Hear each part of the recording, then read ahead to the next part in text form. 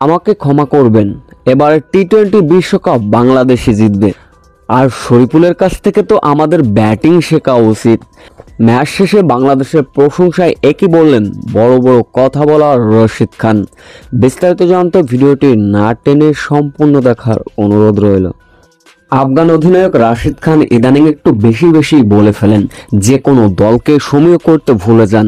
Asia কাপের আগে কত বড় বড় কথা, আবার বাংলাদেশের বিপক্ষে সিরিজ শুরু হবার আগে ওই রকমই বড় কথা, কিন্তু বাংলাদেশ তাকে যোগ্য জবাব উচিত শিক্ষা দিলেন।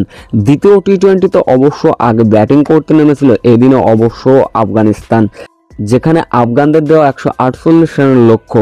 শুরুটা অবশ্য ভালো হয়নি বাংলাদেশের। তামিম থেকে পারভেজ ইমন দ্রুত সাজঘরে ফিরলেন। সাইফ হাসান খেলে গিয়েছিলেন 18 রানের একটা ইনিংস।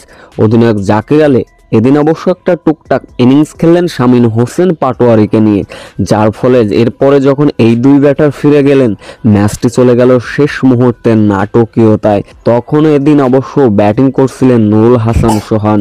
যখন শেষের দিকে সাইফুদ্দিন রিশাদ হোসেন আউট হয়ে সাজঘরে ফিরলেন, তখন নুরুল হাসানের সোহানের সঙ্গে যোগ্য সঙ্গী দিলেন শরীফুল ইসলাম। তার 6 বলের 11 রানের ক্যামিও ইনিংস কিন্তু খুব মহা গুরুত্বপূর্ণ ছিল। অর্থাৎ শেষ ওভারে 5 বল বাকি থাকতেই জয়ের বন্দর পৌঁছে যায় বাংলাদেশ। সেই সঙ্গে 1 ম্যাচ হাতে থাকতেই সিরিজ জিতে নিল টাইগাররা। এদিন অবশ্য ম্যাচ শেষে কথা বলেছেন আফগান অধিনায়ক রাশিদ খান। রীতিমতো বাংলাদেশকে প্রশংসায় ভাসিয়েছেন।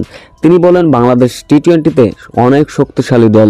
এবার হয়তোবা টি-20 বিশ্বকাপে বাংলাদেশ টি-20 বিশ্বকাপ জিততে পারে। আর আমাদের তো শরীফুলের কাছ থেকে ব্যাটিং শেখা উচিত। আর আফগান ভক্তদের কাছে তিনি ক্ষমা চেয়েছেন বাংলাদেশের কাছে এমন সিরিজ হারায়।